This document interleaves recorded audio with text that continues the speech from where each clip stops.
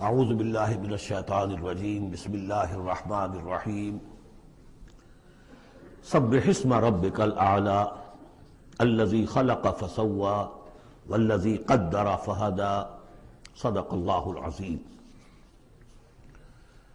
اب جو دو صورتوں کا جوڑا آ رہا ہے، سورۃ الاعلی اور سورۃ الغاشیہ،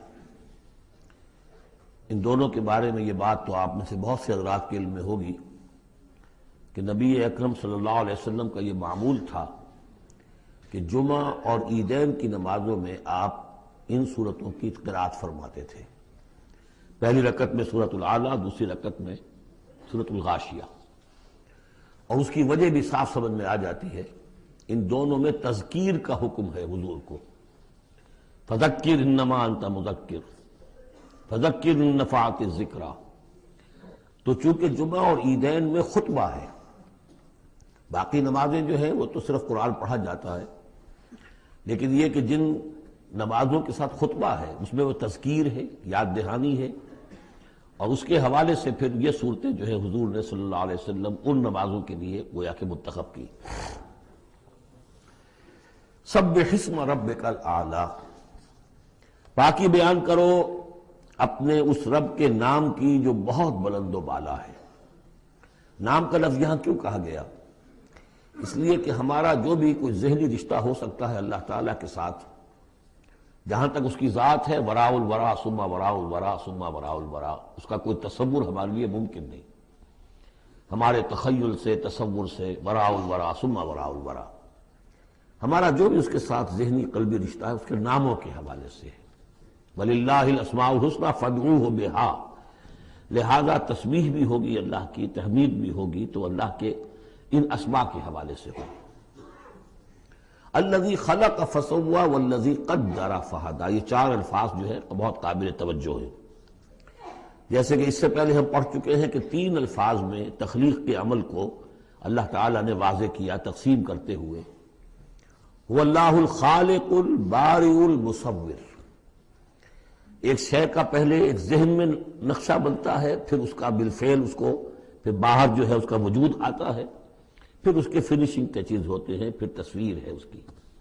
الخالق، الباری، المصور، یہ سورہ حشر کے آخر میں جو اسماء کا گلدستہ ہے سب سے بڑا قرآن حکیم میں، اس میں آخر میں یہی تین ہیں۔ یہاں چار الفاظ ہیں، خلق فسوا۔ اس کو ہم یوں سمجھ سکتے ہیں کہ ایک ہے کسی چیز کا جو اصل حیولہ ہے وہ تیار کر دیا جائے، جس کی سادہ ترین مثال یہ ہے کہ بلڈنگ ہے، اس کا سٹرکچر کھڑا ہو گیا، اب اس کے بعد تسویہ ہے، اس کی چھان پھٹک کر کے اور اس کے سنوارنا ہے، اس کو، اس کے اندر ڈیکوریشن ہے، اس کے اندر مختلف جو ہے خوبصورتی کی چیزیں پیدا کرنی ہے، یہ تسویہ ہے۔ تو تخلیق، ڈھانچہ کھڑا ہو جانا، اور تسویہ پھر اس کے اندر تمام چیزوں کو بہتر سے بہتر انداز میں فنشنگ ٹچز دینا۔ والذی قدر فہدی، اب ہر شے کی جو کہ ان دو مراحل سے گزر چکی ہے، تخلیق اور تسویہ کے دو مراحل سے، اب اس کے لیے ایک اندازہ مقرر کیا جاتا ہے، اس کی کیا کیپیبلٹیز ہیں، اس کی کیا پوٹینشیلٹیز ہیں، یا یوں کہیے اس کی کیا لیمیٹیشنز ہیں۔ اب ایک انسان ہے، اشرف المخلوقات ہے، لیکن اس کی یہ لیمیٹیشن ہے کہ وہ اڑ نہیں سکتا، پرندہ ہے، چھوٹی سی چڑیا اڑتی پھرتی ہے۔ تو ہر ایک نوع کی لیمٹس ہیں، ہر ایک نوع کے لیے اللہ تعالیٰ نے اس کی ایک تقدیر، اس کا ایک اندازہ جو ہے مقرر کر دیا ہے۔ پھر انواع کی تقدیر مقرر، انسانوں کی بھی تقدیر ہے، وہ جو میں بتا چکا ہوں، شاکلہ جو بنتا ہے، وہ جو بھی جینز آئے ہیں وہ تو اس کے گویا کہ گیون ہیں اس کے لیے، کسی کو ذہانت والے ملے ہیں، کسی کے اندر جسمانی قوت والے زیادہ ہیں، کسی میں کوئی اور وصف ہے، تو یہ بھی اس کے لیے گیون ہے، اور اس سے اس کا شاکلہ تیار ہو جاتا ہے، اس کی شخصیت کا ایک سانچہ بنتا ہے۔ اب ظاہر بات ہے کہ اس کے اندر جو بھی اب وہ محنت کرے گا اس کے اندر اندر کرے گا، اس سانچے سے باہر نہیں نکل سکتا۔ جیسے انگریزی کی کہاوت کہہ لیجئے یا جو بھی اسے کہیں، کہ وہ کہتے ہیں کہ you can't outgrow your skin, یہ کھال جو ہے ہمارے جسم پر چڑھی ہوئی ہے، آپ کتنے ہی موٹے ہو جائیں، میں اور کتنا ہی پھیل جاؤں، لیکن کھال سے باہر تو نہیں نکلوں گا، کھال وہ پھیلتی چلی جائے گی، تو کھال کے اندر رہنا ہے۔ اسی طرح وہ جو سانچہ بن گیا ہے انسان کی شخصیت کا، نیکی کریں گے تو اسی کے اندر اندر کریں گے، بدی کریں گے تو اس کے اندر اندر کریں گے۔ اب اس کی کوانٹٹی جو ہے وہ اللہ تعالیٰ کے ہاں فیصلہ کن نہیں ہے، اللہ تعالیٰ یہ دیکھ لے گا کہ اس شخص کے اندر کتنی کیپیبلٹی تھی، اس کے حساب میں اس نے کیا کیا۔ ایک شخص 100 درجے تک جا سکتا تھا، وہ گیا ہے 50 درجے تک۔ ایک شخص جا ہی سکتا تھا 50 تک اور وہ 50 تک چلا گیا، تو وہ 50 تک جو ہے وہ 100% کامیاب ہو گیا، اور یہ جو ہے ناکام شمار ہو جائے گا۔ تو یہی بات جو ہے میں نے وضاحت پہلے بھی کر دی تھی کہ لا یکلف اللہ نفسا الا وسعها، کسی بھی جان کو اللہ تعالیٰ مکلف نہیں ٹھہرائے گا، رسپانسبل نہیں ٹھہرائے گا مگر اس کی وسعت کے مطابق۔ یہ انڈیویجول سا جو ہے وسعت ہر شخص کی، اس کا شاکلہ، یہ گویا کہ اس کی ذاتی تقدیر ہے۔ فہدا، چوتھی چیز ہے کہ ہر شے کا ایک اندازہ مقرر کرنے کے بعد پھر ایک جبلی ہدایت اس کو دے دی جاتی ہے، چلو ادھر۔ پہلی جبلی ہدایت ہے جس کا ذکر آ جائے گا ابھی تھوڑی دیر کے بعد۔ جبلی ہدایت جو ہے وہ ہر بکری کے اندر ہدایت ہے کہ یہ چیز تمہارے کھانے کی ہے، یہ کھانے کی نہیں ہے۔ بہترین گوشت اس کے سامنے ڈال دیجئے وہ تو نہیں کھائے گی، تو جبلی ہدایت ہے اس کی۔ اور گوشت کی اور جو ہے آپ شیر کے سامنے بہت اچھی سبزیاں ترکاریاں لا کے ڈال دیجئے، وہ دیکھے گا بھی، تھوکے گا بھی نہیں، ان کو اسے گوشت چاہیے۔ یہ ہے ہر جبلی ہدایت۔ پھر جبلی ہدایت کے اوپر پھر ہدایت کے اور مراحل ہیں جو اللہ تعالیٰ دیتا ہے، پھر وہ اپنی کتابیں نازل فرماتا ہے، اپنے نبی بھیجتا ہے۔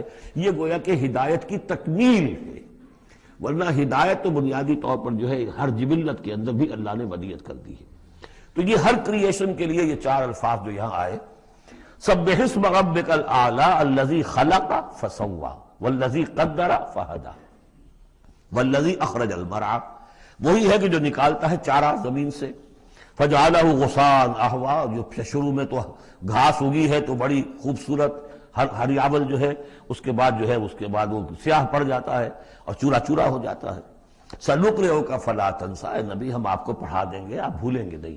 یہ بھی وہی بات ہے جو سورہ قیامہ میں آ چکی ہے، لا تحرک بہ لسانک لتعجل بہ ان علینا جمعہ وقرآنہ، ہمارے ذمہ ہے، آپ یہ مشقت زیادہ اپنے اوپر نہ لیں، یہ ہم کام کر دیں گے، آپ کے سینے میں اس کو جمع کر دیں گے اور پڑھوا دیں گے، ترتیب بھی بتا دیں گے۔ سنقرئک فلا تنسیٰ الا ما شاء اللہ، سوائے اس کے جو اللہ چاہے۔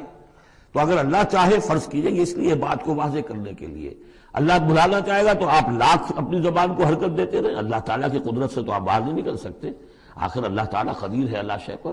لیکن یہ کہ یہ صرف اس امکان کو ظاہر کرنے والی بات ہے، اس کا یہ مطلب نہیں کہ اس سے یہ نکل آتا ہے کہ قرآن مجید کی کوئی آیت جو ہے اللہ نے بھلوا بھی دی محمد کو صلی اللہ علیہ وسلم۔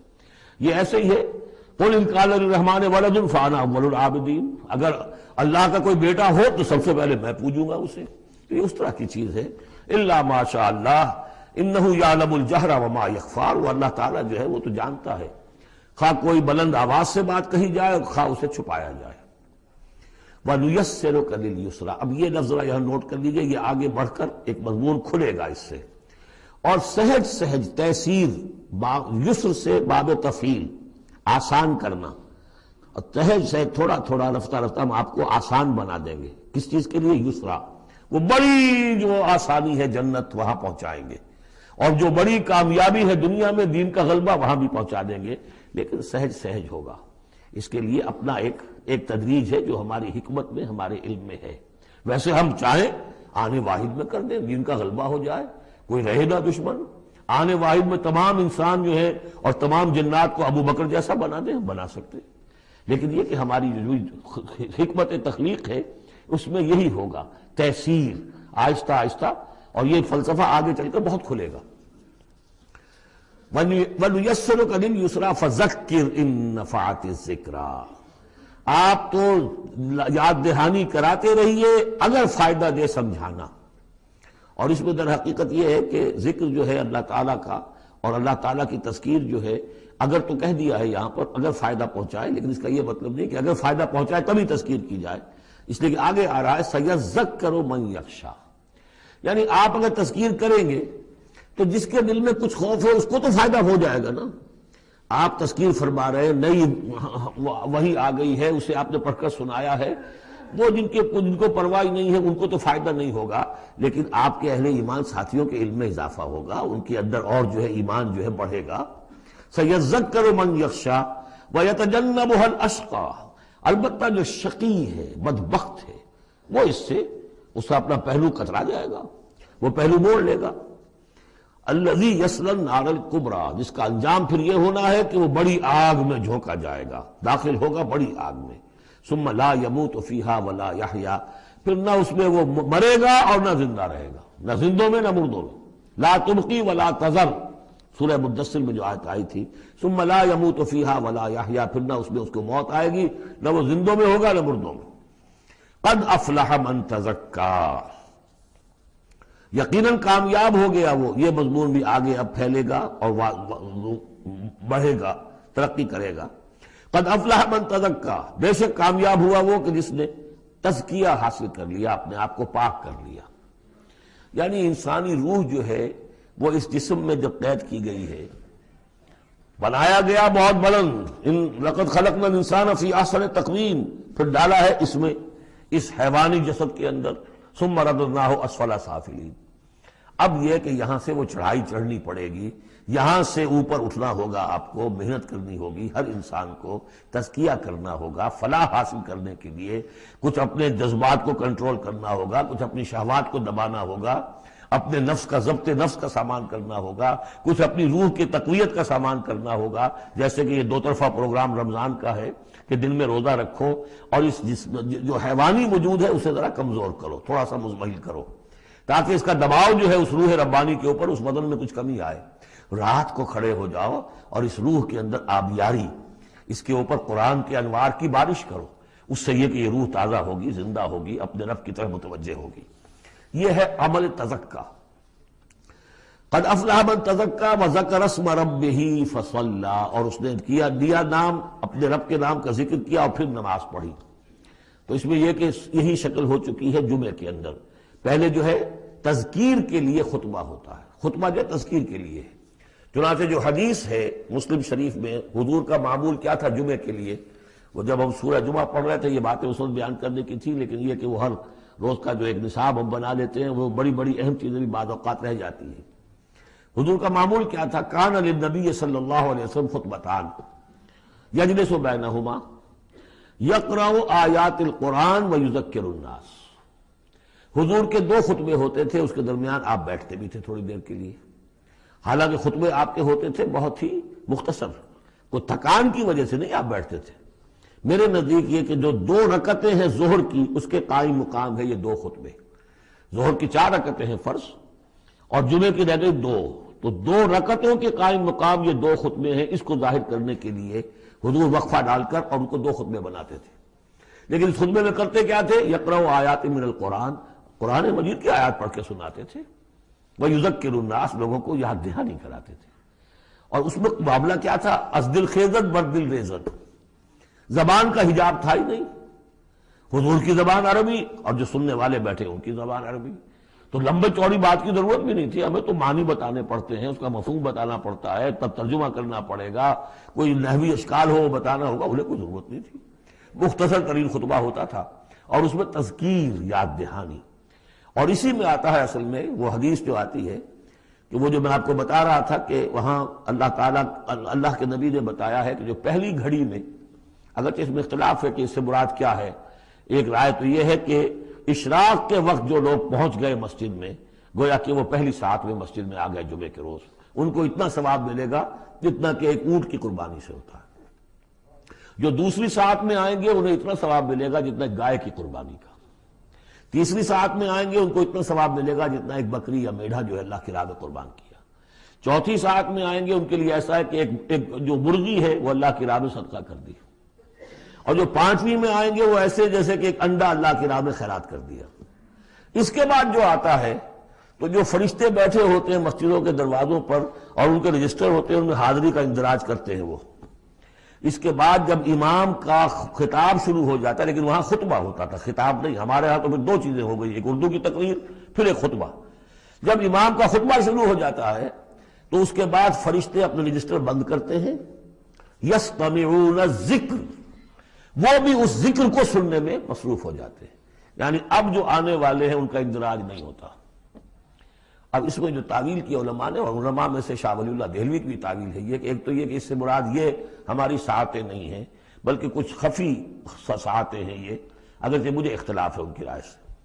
البتہ دوسری بات انہوں نے جو کہی ہے کہ اس میں جو اندراج نہیں ہوتا وہ اس معنی میں کہ فضیلت اب نہیں رہی، فضیلت گئی، فرض کی ادائیگی تو ہو جائے گی، چاہے خطبے کے دوران بھی آپ پہنچ گئے ہیں تب بھی جمعے کی فرض کی ادائیگی تو ہو جائے گی، لیکن فضیلت کا معاملہ، دفتر فضیلت ہے جو فرشتے بند کرتے ہیں اب آپ کا اندراج نہیں ہوگا جب امام نے خطبہ شروع کر دیا۔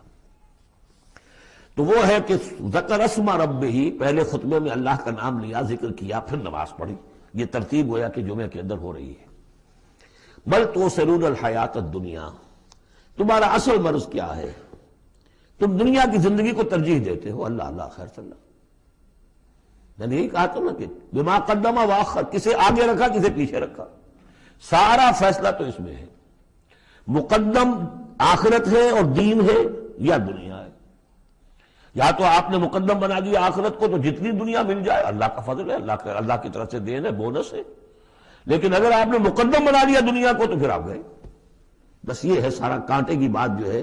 تو اس حوالے سے بل تؤثرون الحیات الدنیا کلا بل تحبون العاجلہ وتذرون الآخرہ، تمہارا اصل مرض یہ ہے، تم اس عاجلہ سے محبت کرتے ہو، اس کا نفع بھی نقد نقصان بھی نقد، تکلیف بھی فوراً محسوس ہو گئی اور راحت بھی فوراً محسوس ہو گئی، اور آخرت کا نفع نقصان بھی قرض ہے، ادھار ہے، اس کی تکلیف اس وقت محسوس نہیں ہو رہی۔ انگارے بھر رہے ہیں اپنے پیٹ کے اندر، لیکن وہ انگارے اس وقت پیٹ کو جلا نہیں رہے ہیں، وہ انگارے ظاہر ہو جائیں گے قیامت کے اندر، وہ جلائیں گے اس وقت، لیکن انگارے بھر اس وقت رہے ہو۔